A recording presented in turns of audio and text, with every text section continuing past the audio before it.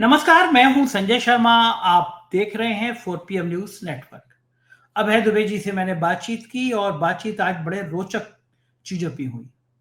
मेरा दर्द ये था कि इस देश में सारी संवैधानिक संस्थाओं से लोगों का भरोसा खत्म हो गया है। लोगों ने मान लिया है कि चुनाव आयोग एकदम नाकारा हो गया है, वो मोदी जी की जेब में रहता है। बाकी जो संस्थाएं थी, सीबीआई, इनकम टैक्स, ईडी, वो एक पॉलिटिकल पार्टी की तरह काम करती हैं, सत्ता के आगे दुम हिलाती हैं। लेकिन लोगों को अदालतों पे भरोसा था। लोग कहते थे लड़ाई हो जाती थी, वो कहते थे मैं तुमको अदालत में देख लूंगा। लेकिन न्यायपालिका का क्या हाल हो गया? कोई सोचता नहीं था कि भ्रष्टाचार का यह आलम हो जाएगा, ऐसे ऐसे नमूने जज हो जाएंगे। एक हाई कोर्ट का जज कहता है कि जब मोर रोता है तो उसके आंसू मोरनी चुग लेती है तो गर्भवती हो जाती है। एक हाई कोर्ट का जज मुसलमानों को कठपुल्ला कह देता है, और अब तो एक जज के घर में आग लगी, वहां से करोड़ों रुपए कैश मिल जाते हैं। तो मेरा दर्द यह था कि सुप्रीम कोर्ट को यह क्यों नहीं समझ में आया कि अगर करोड़ों रुपए कैश मिल रहे हैं तो उस जज की गिरफ्तारी इमीडिएटली होनी चाहिए। उसको इलाहाबाद हाई कोर्ट में ट्रांसफर कर दिया। हाई कोर्ट के लोग भड़क गए। इलाहाबाद के वकील की हमारे डस्टबिन है कि इस तरह के जजों को वापस यहां भेज दे रहे हो। आप सोचिए किसी नेता के घर में, विपक्ष के नेता के घर में 15 करोड़ मिल जाते तो महीनों जेल में रहते। तो सुप्रीम कोर्ट ने क्यों नहीं ईडी के इनकम टैक्स की तत्काल जांच करी? क्यों नहीं उस जज को चिट्ठी लिखी कि तत्काल बताओ 24 घंटे में ये पैसा कहां से आया? इस भरोसे से देश का लोगों का जनमानस टूटा है, क्योंकि सुप्रीम कोर्ट के चीफ जस्टिस पे एक महिला ने आरोप लगाया था, गंभीर आरोप थे। जज साहब डर गए, जो बीजेपी चाहती थी वो फैसले हुए और जज साहब राज्यसभा भेज दिए गए। चंद्रचूड़ साहब के आखिरी दौर में गणेश जी की आरती करने मोदी जी पहुंच गए। तो जो अदालतों में भरोसा था, अगर वो टूट जाएगा तो देश कहां जाएगा? मैंने अभय दुबे जी से ये बड़े तीखे सवाल पूछे और बहुत जबरदस्त उन्होंने जवाब दिए। ये बातचीत आज के एपिसोड में देखेंगे। मैंने पूछा कि कानून सबके लिए बराबर है, मेरे लिए भी है, आप दर्शकों के लिए भी जैसा है। राष्ट्रगान पे 3 साल की सजा का प्राविधान है। नीतीश कुमार ने सार्वजनिक रूप से राष्ट्रगान का अपमान किया। राष्ट्रगान बज रहा है, वो बातें कर रहे हैं, इशारे कर रहे हैं। तो नीतीश कुमार के बचेंगे। और क्या भारतीय जनता पार्टी जानबूझ के इसको प्रचारित करा रही जैसे नीतीश कुमार को निपटाया जा सके? क्या बक्स वोट के खेल के पीछे नीतीश और नायडू को ठिकाने लगा के उनकी पार्टी को तोड़ने की साजिश है? बहुत बढ़िया बातचीत है, आप सुनेंगे, आपको मजा आएगा। पहले चैनल को सब्सक्राइब करिए, ज्वाइन करिए। चलते हैं अभय जी के पास। 4 PM न्यूज नेटवर्क में स्वागत है अभय जी आपका। दो लोगों में कभी भी लड़ाई होती थी, मैं देखता था, लोग कहते थे कि हम तुम्हें कोर्ट में देख लेंगे, अदालत में देख लेंगे। मतलब इस देश के जनमानस में यह बड़ा भरोसा था कि अदालत में अगर चले जाएंगे तो उनके साथ न्याय हो इंसाफ होगा। जाएगा, इंसाफ हो जाएगा। धीरे धीरे मैंने खुद देखा कि मैं पान मसाला, कोविड टाइम में पान मसाला पहले बंद किया यूपी सरकार ने। जब 50 केस आ रहे थे, हजारों केस आने लगे तो खुल गया। तो मुझे बड़ा बुरा लगा। मैंने नोटिस दिया कि भाई थूकने से कोरोना फैल रहा है, आप पान मसाला अनुमति दे रहे हो। पान मसाला हुँ, जो खाएगा वो थूकेगा, लोग मर रहे हैं। तो मुझे हुँ, पता ना कि बहुत लंबा रैकेट था वो पान मसाला वालों को। तो मैंने नोटिस दिया, फिर मैं हाई कोर्ट में इलाहाबाद में गया। मैंने कहा कि पीआईएल करी जाए। तो जब मैं मिला, मेरे को बहुत कोर्ट का अनुभव नहीं था, तो वहां के वकील या बाकी लोग जो थे वो लोग, वो ये देखो कि बेंच किसकी है, फिर उसका कोई भतीजा हो, उसका कोई बेटा हो, उसको कर लो। फिर ये धारणा मैंने बाद में, चूंकि बहुत संपर्क में आया, हमारे मोहम्मद हैदर जी वकील साहब हैं, दोस्त हैं हमारे। फिर उनके संपर्क में आने वाले और वकीलों से मिला, तो ये धारणा है रहे कि हाई कोर्ट में, सुप्रीम कोर्ट में जो जज हैं उनका बेटा हो, भतीजा हो, भाई हो, उसको वकील कर लो तो काम हो जाएगा। फिर और आगे बड़ा मामला, सुप्रीम कोर्ट के एक जज साहब के लिए एक महिला ने शिकायत करी, सेक्सुअल शिकायत थी, सेक्सुअल असेंट की शिकायत थी। जज साहब सरेंडर हो गए, जो जो मन चाहे फैसले दिए, वो जज साहब राज्यसभा चले गए।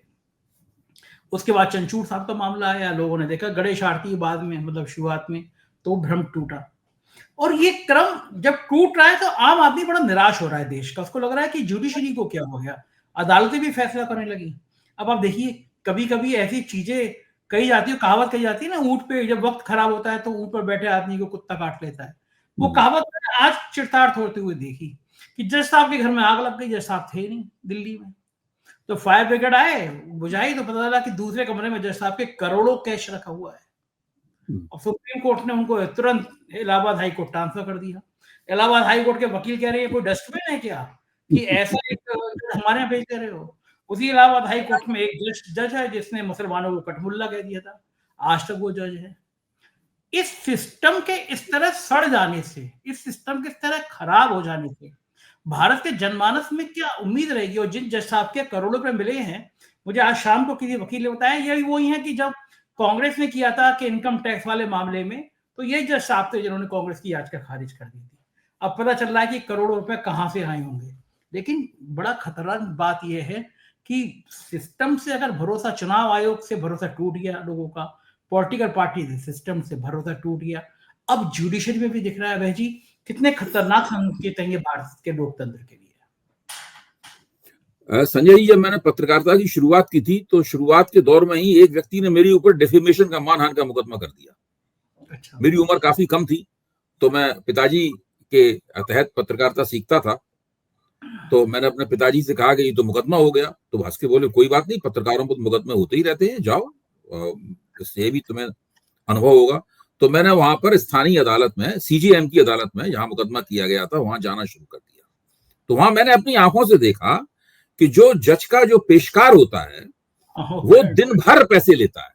ये पुरानी बात मैं कर रहा हूं, और जज के सामने जज बैठा हुआ है, दिन भर वो 20-25 रुपए, उन दोनों रिश्वत पेशकार को जो मिलती थी तारीख देने के लिए, वो 15 से लेके 15-20 रुपए की रिश्वत थी, लेकिन पूरे दिन होता था काम ये।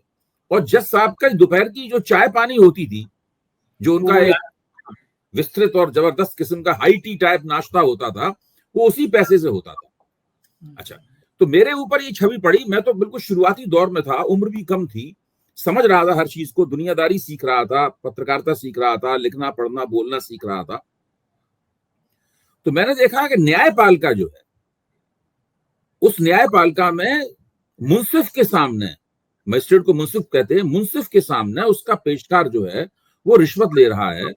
सब लोग खड़े हुए, वहां पुलिस वाले भी मौजूद हैं, हर अदालत में पुलिस वाला भी मौजूद होता है, पुलिस भी मौजूद है। यानी पूरी की पूरी न्याय प्रणाली जो है, ये मैं बिल्कुल लोअर जुडिशरी की बात कर रहा हूँ, निचली अदालतों की बातचीत कर रहा हूँ। सीजीएम की उसमें अच्छी हैसियत होती है निचली अदालतों में, चीफ जुडिशियल मजिस्ट्रेट उसको बोलते हैं, मुख्य न्यायिक अधिकारी। हाँ, तो वो पूरी की पूरी रिश्वत के ऊपर खड़ी हुई है। अच्छा, इसके बाद छवि ये बनती है कि ये निचली अदालतों में तो रिश्वत है, लेकिन हाई कोर्ट या सेशंस जज में नहीं होगी रिश्वत। फिर एक सेशन जज, एक मुकदमा सेशन जज तक गया, तो वहां भी जाने का मौका मिला, वहां भी इसी तरीके से पेशकार डिस्ट्रिक्ट जज के यहां भी रिश्वत ले रहा था, जिला जज के यहां भी रिश्वत ले रहा था पेशकार। अच्छा, उसके बाद जब थोड़े से बड़े हुए और तमाम सारे वकीलों से जिनके साथ कुछ निजी रिश्ते थे, पारिवारिक रिश्ते भी थे, उनके यहाँ जाना आना शुरू हुआ, तब ये पता चला कि जो आप कह रहे हैं कि किसी एक खास वकील को अगर आप कर लें, एक खास वकील के मुवक्किल बन जाएं, तो कुछ खास जजों से फैसले निकलवाना या जमानतों का फैसला निकलवाना आसान हो जाता है। जाहिर है कि उन वकील साहब की जज के साथ में पूरा एक रफ्त जब्त होगा, पूरा चैनल खुला हुआ होगा। तो आप इससे अंदाजा लगा सकते, सब बातें कही नहीं जाती थी, लेकिन इससे सब लोग अंदाजा लगाते थे कि ये सब कैसे हो रहा होगा। अच्छा, फिर मुझे लगा कि ये सब यहां तक हो रहा होगा, जिला स्तर की कचहरी तक, हाई कोर्ट में नहीं हुआ होगा। अच्छा, अब आप देखिए, ये जज साहब जिनकी यहाँ 15 करोड़ रुपया निकला है एक कमरे में, वो हाई कोर्ट के जज।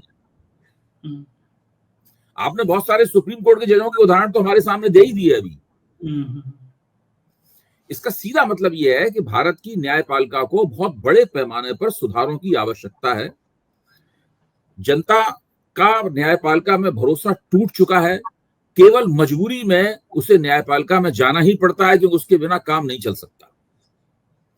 पूरी दलाली है, सब पूरी तरह से रैकेट चल रहे हैं।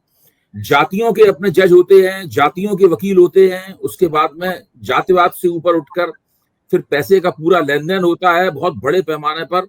और मैं तो ये मानता हूं कि इसमें करोड़ों रुपयों के वारे न्यारे होते हैं।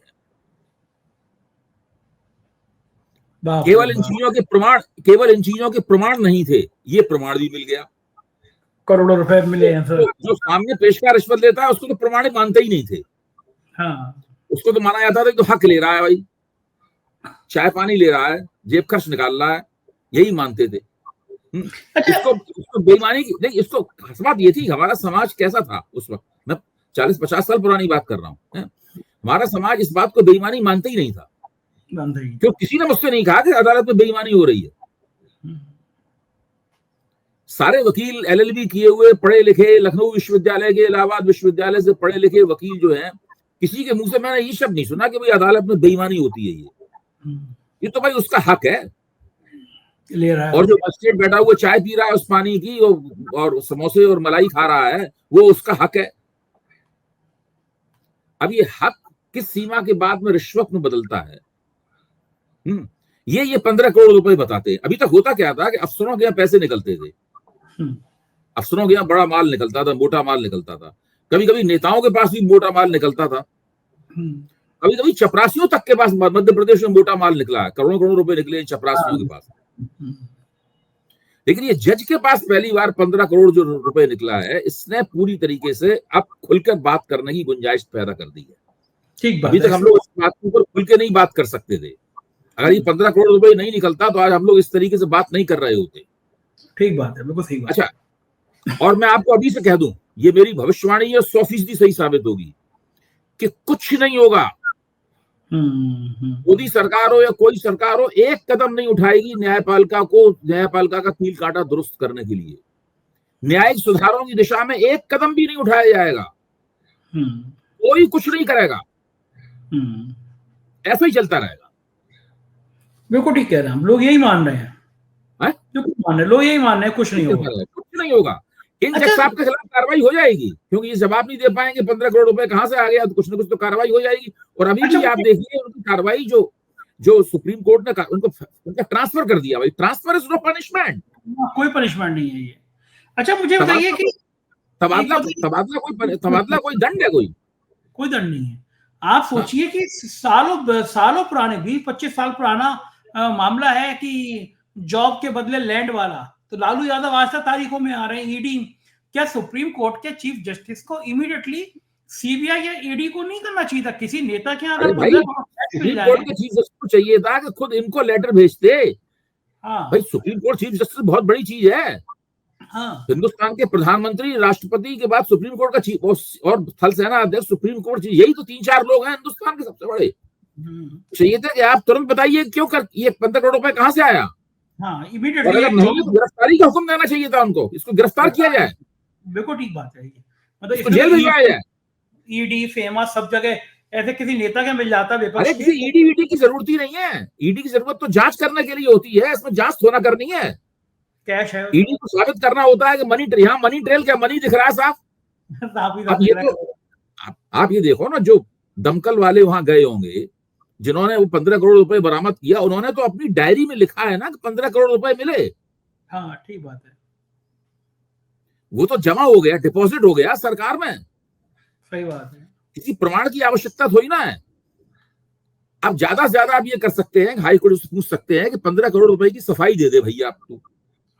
तुरंत बता दे कहां से पूछा सकता है कि 15 करोड़ रुपए की सफाई दे दो, ये बता दो 15 करोड़ रुपए तुम्हारा है तो कैसे तुम्हारा है, किसी दूसरे का है तो क्यों तुम्हारे घर में था। बिल्कुल ठीक बात है, ये बता दो। और चूंकि अगर आप तसल्ली बख्श तरीके से नहीं बता सकते तो जेल जाने के लिए तैयार रहो।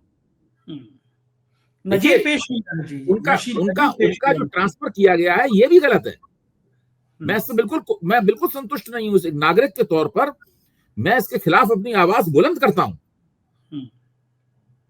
बिल्कुल ठीक बात है, ये कोई मुद्दा तो नहीं आपने सिर्फ ट्रांसफर कर दिया, गिरफ्तारी क्यों नहीं हुई? 15 करोड़ रुपए की उन्होंने सुप्रीम कोर्ट के चीफ जस्टिस को और दिल्ली हाई कोर्ट के चीफ जस्टिस को, सुप्रीम कोर्ट के चीफ जस्टिस का तो बाद में दिल्ली हाई कोर्ट के चीफ जस्टिस का दायित्व है कि वो उनसे पूछा कि आपके घर में 15 करोड़ रुपया कहां से आया। ये कोई इल्जाम थोड़ा लगाया गया है उनके ऊपर। हाँ, तो भारत सरकार बदनाम करने के लिए इल्जाम लगाया गया है, तो दुश्मनों ने इल्जाम लगा दिया है। जुडिशरी को बदनाम करना चाहते हैं, जनता का भरोसा उठ जाएगा जुडिशरी से। ये मसला थोड़ी ना है। भरोसा तो उठ गया, इस भरोसे को अगर आप दोबारा कायम करना चाहते हैं तो उसमें पहला कदम ये होना चाहिए कि दिल्ली हाई कोर्ट के चीफ जस्टिस को तुरंत उनसे एक कारण बताओ नोटिस देना चाहिए कि रुपया आपके यहां से मिला है, आप फौरन इसकी सफाई दीजिए, 24 घंटे के अंदर या 1 हफ्ते के अंदर इसकी सफाई दीजिए, वरना आपके खिलाफ कार्रवाई की जाएगी। इनको तुरंत नौकरी से बर्खास्त करके इनको जेल भेज देना चाहिए। अब ये अदालत में अपनी सफाई देते फिर, या ये ऐसी सफाई दे दें हाई कोर्ट के चीफ जस्टिस को, जिससे उसको तसल्ली हो जाए कि भाई इन्होंने बेईमानी नहीं की। सही बात है, बिल्कुल ठीक बात है। हाँ, हाँ। अच्छा, ये रुपया बच्चों के खेलने के लल्ला, हम लोग बचपन में लल्ला चूरन के नोट आते थे। हाँ हाँ आपको याद होगा उत्तर प्रदेश में नोट आते थे बच्चों खेलने के, वो लल्ला चूरन लिखा रहता था उनके ऊपर। तो लल्ला चूरन के नोट हैं ये तो। अच्छा, जज साहब सोच रहे होंगे कि कितना बड़ा हुआ, आग ज्यादा ही लग जाती, जल जाते सारा रुपया। हाँ, जल जाते तो जल जाते ज्यादा, तो, अरे जल जाते तो बच जाते 15 करोड़ तो और ज्यादा कमा लेते उसके बाद वो दोबारा कमा लेते वो वहां पे हाँ। रहते।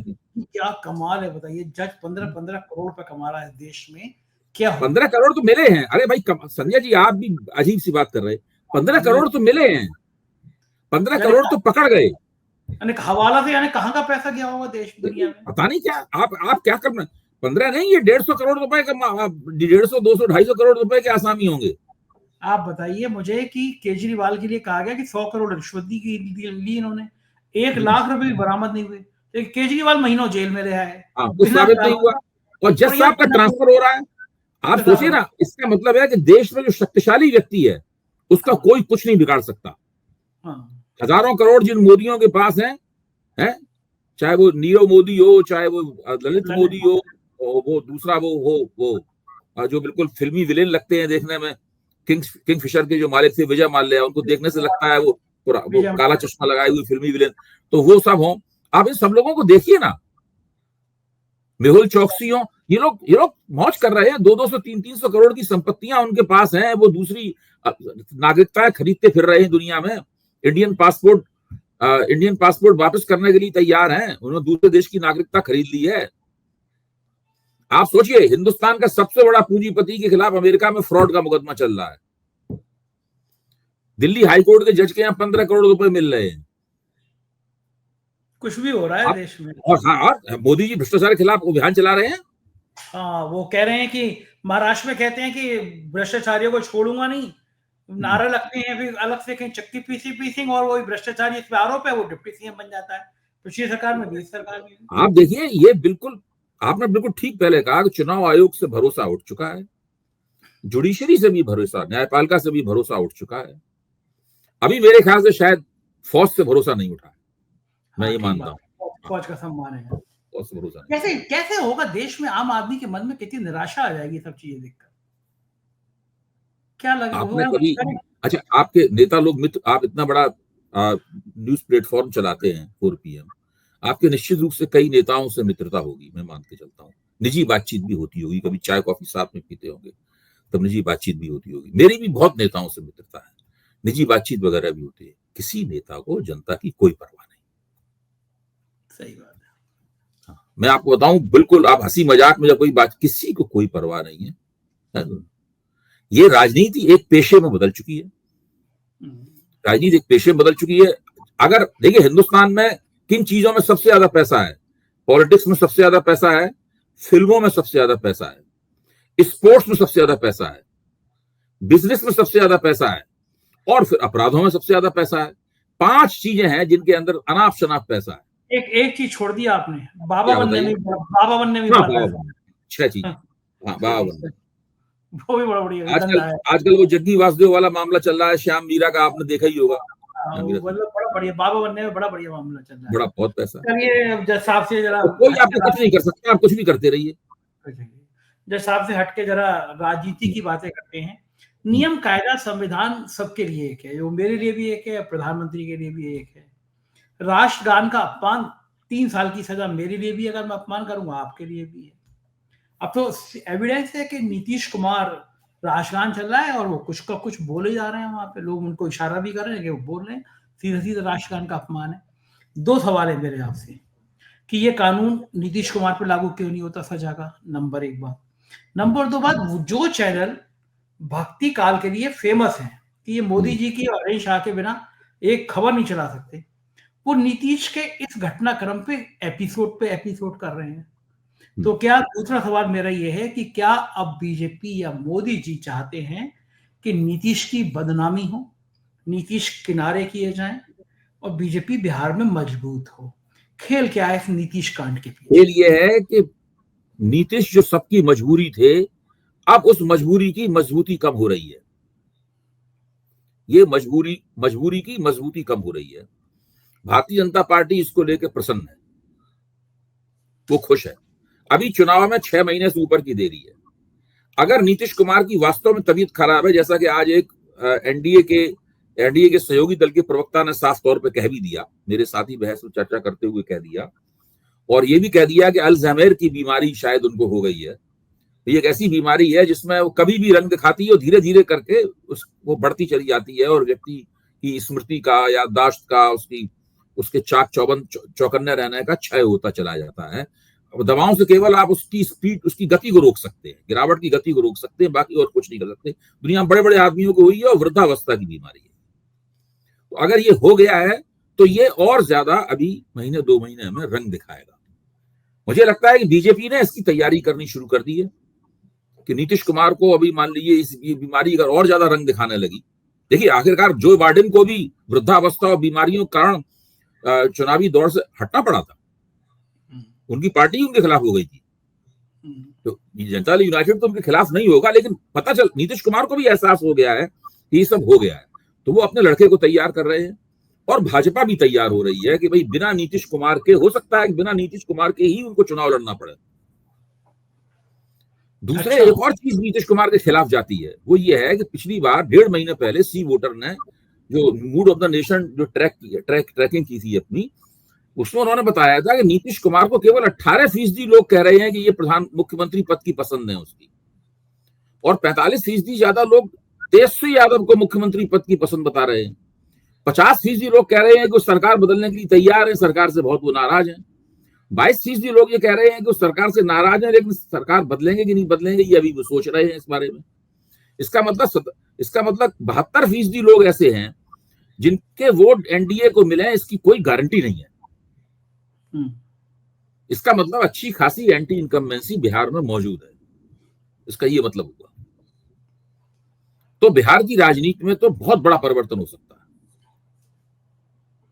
लगता है आपको कि अगर बिना नीतीश के बीजेपी गई चुनाव में और 3 मोर्चे पे लड़े, लालू अलग लड़े, तेजस्वी अलग लड़े, नीतीश अलग लड़े, बीजेपी अलग लड़े, तो बिहार का घटनाक्रम क्या हो सकता है? नहीं, देखिए, मैं ये मानता हूं कि नीतीश कुमार अगर मैदान से हटते हैं, मंच से हटते हैं, तो उनकी जगह उनके लड़के को बैठाया जाएगा, क्योंकि इतनी जल्दी वो नीतीश कुमार का जो जनाधार है वो बीजेपी में ट्रांसफर नहीं होगा, वो बिखर जाएगा। वो कोई नहीं चाहेगा, ना बीजेपी चाहेगी, ना नीतीश कुमार चाहेंगे, जनता दल यूनाइटेड चाहेगा। तो अभी सब लोग इंतजार कर रहे हैं कि नीतीश कुमार का स्वास्थ्य किधर जाता है। देखिए, मुझे याद पड़ता है कि 2015 में मेरी नीतीश कुमार के साथ केसी त्यागी घर पे मुलाकात हुई थी। तब मैंने उनसे बातचीत की, तब वो लालू यादव के साथ गठजोड़ बनाकर बीजेपी का मुकाबला कर रहे थे। उस वक्त मेरे ऊपर उनका छवि ये पड़ी थी कि ये बहुत ही कसे हुए व्यक्तित्व के आदमी हैं, सधी हुई वाणी में बोलते हैं, बहुत सोच समझ के बोलते हैं, गंभीर आदमी। अच्छी छवि लेके मैं वहां से आया था। लेकिन अभी पिछले करीब 3-4 महीनों से जो हो रहा है, उससे तो लगता ही है कि कुछ ना कुछ जरूर गंभीर गड़बड़ है। जिस तरह वो लोगों के पैर छूने, आप रविशंकर प्रसाद के पैर छूने लगे, अशोक चौधरी गए तो उनके पिता की तस्वीर पे फूल डालने की बजाय अशोक चौधरी के ऊपर ही फूल फेंकने लगे। तो कुछ का कुछ कर रहे हैं, कभी नरेंद्र मोदी की पैर छूते हैं, कभी उनकी उंगलियां देखने लगते हैं।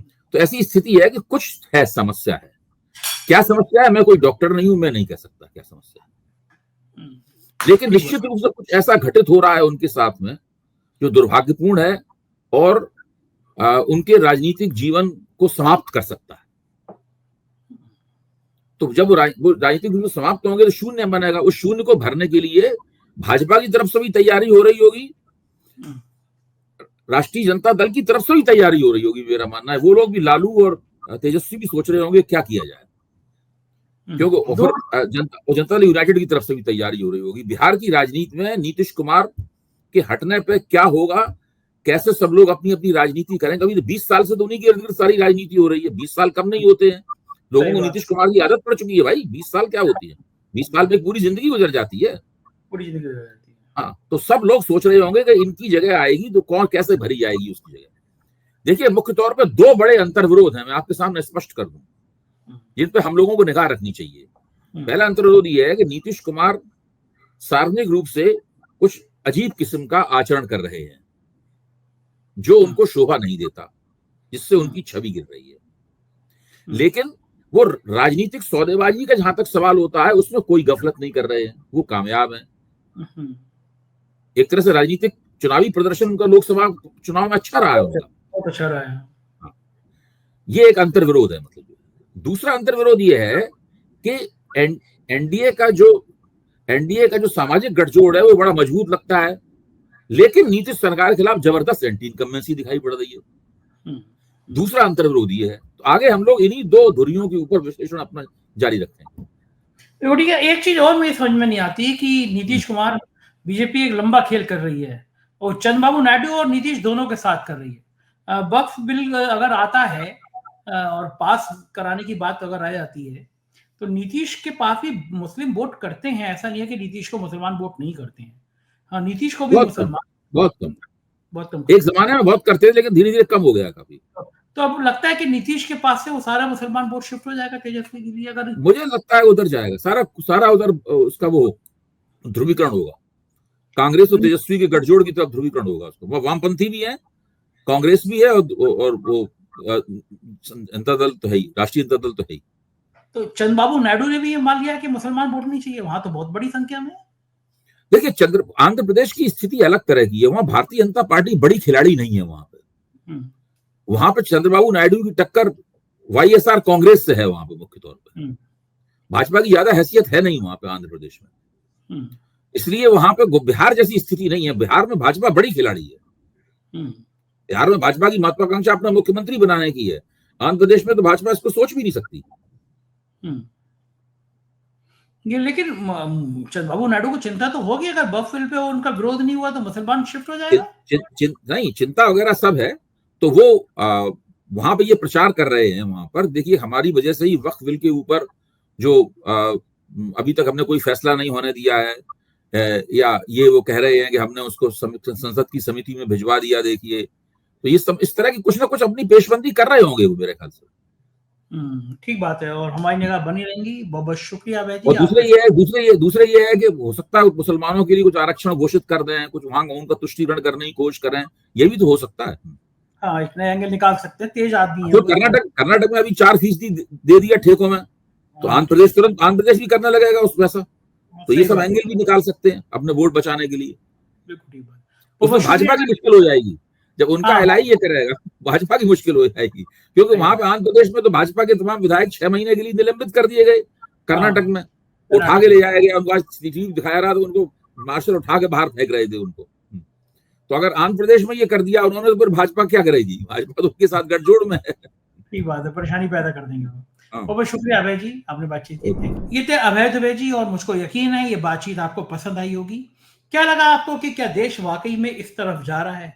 मुझे अपनी राय से जरूर अवगत कराइएगा। शुक्रिया, थैंक यू।